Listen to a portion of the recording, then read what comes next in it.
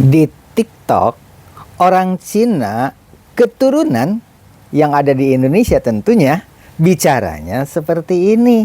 Ini begini, kita kan kerja dapatnya rupiah. Kalau mereka hajar habis-habisan, dia borong semua properti kita, maka properti murah tidak ada lagi. Kita nih, yang kerjanya UMR, cari duit susah, jangan harap bisa beli properti. Ya, takutnya nih, premisnya gue adalah takutnya seperti Singapura. Kalau udah seperti Singapura, kalian bayangin, orang yang kerja di Singapura itu, mereka hanya bisa beli paling, kalau working class, seumur hidupnya dia akan nyicil seumur hidup untuk dapat satu apartemen. Hukum dijadikan alat politik itu tidak benar. Itu menentang prinsip-prinsip demokrasi. Yang ingin saya bicarakan di sini bukan politik nasional, tetapi mempersatukan keluarga-keluarga kecil, keluarga-keluarga yang dibina sejak lahir bersama-sama. Kenapa di Indonesia itu ujung-ujungnya jadi perpecahan, padahal satu ibu, satu bapak. Begitu orang tuanya meninggal itu terjadilah perpecahan. Makanya alhamdulillah bagi orang tua yang sudah cerdas, sebelum almarhum itu mereka sudah menggambar tata peta warisan. Ini warisan si A, ini warisan si B, ini warisan si C. Setelah mereka itu almarhum, anak cucunya itu diharapkan damai. Tapi ternyata tidak begitu. Itu yang namanya lahan yang sudah dibagi-bagi itu diserobot, lahan pagarnya dipindahkan, kemudian sumber airnya juga dicuri. Padahal itu satu ibu, satu bapak. Itu salah satu contoh. Ada kisah lain lagi, ada seorang yang tidak bersekolah sehingga menuntut ilmunya itu terpaksa di tempat gratisan, katakanlah kobong. Yang namanya kobong itu adalah pesantrenan yang benar-benar gratis, asal mau mengaji di situ bawa beras saja untuk masak dan makan mereka sehari-hari. Setelah itu mereka bisa hafal Al-Quran, hafal kitab kuning dan masih banyak lagi. Dan itu ilmunya. Tapi begitu terjun di masyarakat, ternyata persaingan sekarang beda dengan zaman dahulu. Zaman dahulu itu kan Nahdlatul Ulama yang namanya bakar kemenyan sambil mengaji Yasin. Dikala orang meninggal, tahlilan itu bisa menghidupi para alumni pesantrenan dan hidupnya layak. Tapi sekarang begitu ada Muhammadiyah masuk, meluruskan ajaran Islam itu tidak ada bakar kemenyan dan tahlilan, itu tidak ada. Akhirnya pesantrenan dari kobong itu hidupnya terpaksa dagang bakso, bakwan, tahu gejrot, dan masih banyak lagi. Apa yang terjadi ketika mereka yang bersekolah itu perekonomiannya meningkat karena belajar komputer, belajar YouTuber, belajar teknologi, perbankan, dan masih banyak lagi. Akhirnya begitu pertemuan keluarga itu yang diungkit adalah mimpi. Almarhum mendatangi saya, dia mengatakan hidup di akhiratnya itu menderita. Dia bilang tolong perhatikan si A, si B itu adalah satu darah daging dengan kita. Dan masih banyak lagi dijual mimpi-mimpi itu, banyak juga yang terpengaruh. Sehingga silaturahmi itu terkontaminasi. Akhirnya tidak ada lagi pertemuan-pertemuan seperti itu. Ada lagi kisah orang tua yang memang sejak dulu itu selalu ada konflik. Salah satu contoh, si bungsu itu biasanya anaknya manja dan selalu ingin diperhatikan dan diistimewakan. Sedangkan kakak-kakaknya yang lahirnya terlalu jauh, karena si bungsu ini sudah tidak mungkin lagi, tidak pernah terimpikan lagi akan lahir. Maka ketika dia lahir begitu senang, karena apa? Merasa punya keluarga mainan seperti boneka begitu. Jadi kakak-kakaknya itu selalu mengalah. Ketika dia itu bersekolah, dibiayai sepenuhnya karena ekonomi sudah mapan. Sedangkan kakak-kakaknya dulu itu ekonomi keluarga kan tidak terlalu bagus. Begitu yang si bungsu ini lahir ekonomi bagus, pakaiannya selalu mewah-mewahan, dibiayai apapun untuk biaya sekolah itu begitu dimanjakan. Terjadilah kecemburuan dari kakaknya. Dulu saya tidak seperti itu sehingga terpaksa tidak sekolah. Dia pun masuklah ke kobong, pesantren, hafal Al-Quran, kitab kuning begitu. Karena orang tua tidak memanjakan. Apa kata si bungsu? Bukan tidak disekolahkan, karena memang dia mah bodoh. Ya kalau dia itu punya ijazah, lulus SD, masuk SMP, pasti dibiayai. Namanya si bungsu kan tidak tahu perekonomian keluarganya pada zaman dahulu kala. Waktu kakak-kakaknya lahir kan ekonomi tidak terlalu baik pada saat itu. Seiring waktu kan harta kekayaan berkembang, begitu dia dimanjakan. Maka terjadilah perselisihan ketika mereka sudah berkeluarga. Yang tidak disekolahkan itu bilang, ya udah, kalau kamu tidak disekolahkan nih, waktu bangun rumah dibantuin. Begitu. Maka jadilah damai, adil. Tetapi begitu almarhum, si bungsu ini menuntut kepada keluarga cicit-cicitnya dulu waktu membuat rumah itu dibantu.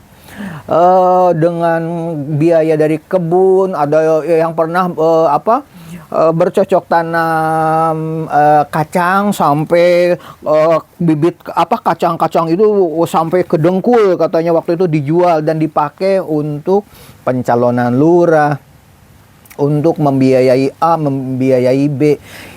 Itu harus dikembalikan katanya. Padahal almarhum tidak pernah berbicara atau berbisik-bisik tentang itu. Tetapi ketika meninggal, katanya dia pernah beramanat, bilang seperti ini.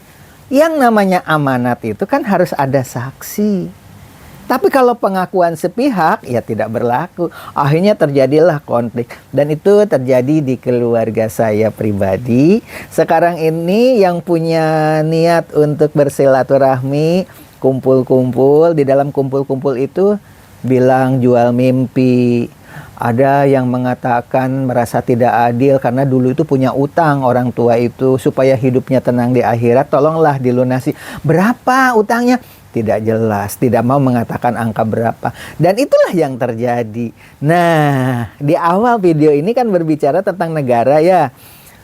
Masalah hukum juga dipermainkan seperti itu supaya dijebloskan ke penjara. Sebab dia nanti kalau berkompetisi menjadi RI 1, maka kemungkinan dia menjadi superpower begitu.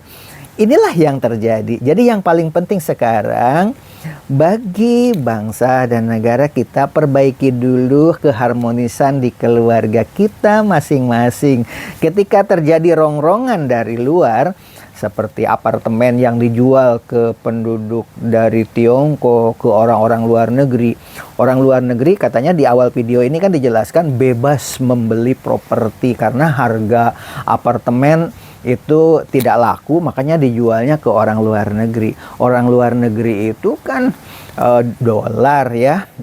Di sana perekonomiannya, bisnisnya kan jalan. Sementara di Indonesia itu begitu luasnya, lahan begitu leluasa membangun dimanapun, sedangkan di negara mereka kan tidak bisa membangun. Ketika ditawarkan untuk membeli apartemen dan hak milik, ya jelaslah menyerbu di sini karena di apartemennya dilewati kereta api cepat misalkan, karena di situ ada jalan layang. Jadi kalau mau pergi ke Amerika, pergi ke Hong Kong, pergi kemanapun, dari apartemen itu turun ke jalan layang atau kereta api cepat, langsung ke bandara, langsung pergi kemana saja. Atau di Pulau Seribu misalkan, begitu dari rumah turun langsung ke kapal pesiar pribadinya itu langsung melaju kemana saja, tidak melalui Tanjung Priuk yang selalu diperiksa sangat ketatnya. Nah, jika keluarga di Indonesia semuanya keluarga itu harmoni, tidak gontok-gontokan, maka hal-hal seperti itu terpikirkan bersama-sama untuk kemajuan negara. Jadi hadirin sekalian, di konten ini kita berbicaranya adalah keluarga. Walaupun di awal video ini berbicara tentang konflik kenegaraan, tapi sebenarnya kami di sini ingin mengajak, mari kita bersama-sama mempersatukan keluarga kita, keluarga kecil, di rumah, kemudian dengan tetangga, RT, RW, kelurahan, solid. Kalau ada maling, pasti bersama-sama dengan rondanya, ya ronda malamnya digalakan lagi karena harmoni. Kalau sekarang terbalik, yang rondanya itu karena memang ada konflik, justru dialah yang membuat kacau, mencuri, memberikan informasi, walaupun yang mencurinya orang lain, tapi informannya itu justru bahkan dari ronda malam itu. Karena apa? Karena kita tidak harmoni. Itu saja barangkali sebagai kata pembukaan. Mari kita sama-sama jaga hubungan kekeluargaan kita ini.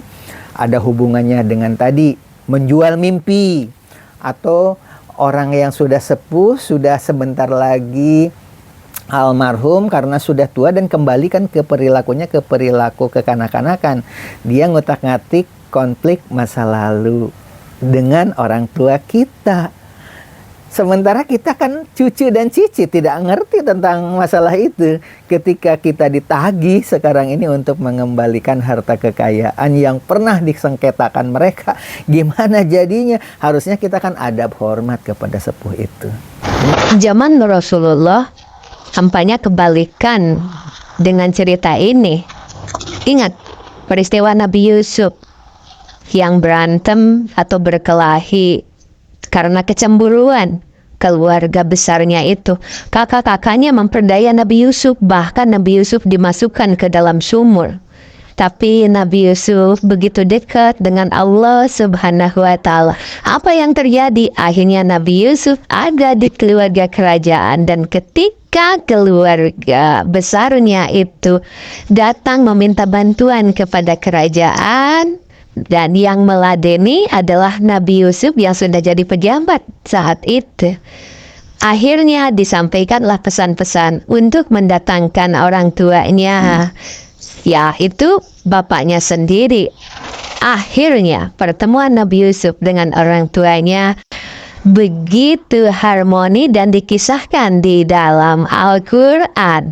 Nah, inilah barangkali kisah-kisah perseteruan dengan keluarga itu sudah ada di dalam kitab Injil, dalam kitab Taurat dan Al-Quran, jelas ya. Begitu juga di dalam kitab-kitab Tripitaka Weda, kan banyak cerita-cerita yang patut kita kaji bersama-sama. Barangkali sebagai bahan gambaran.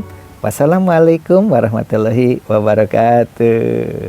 Salam merdeka.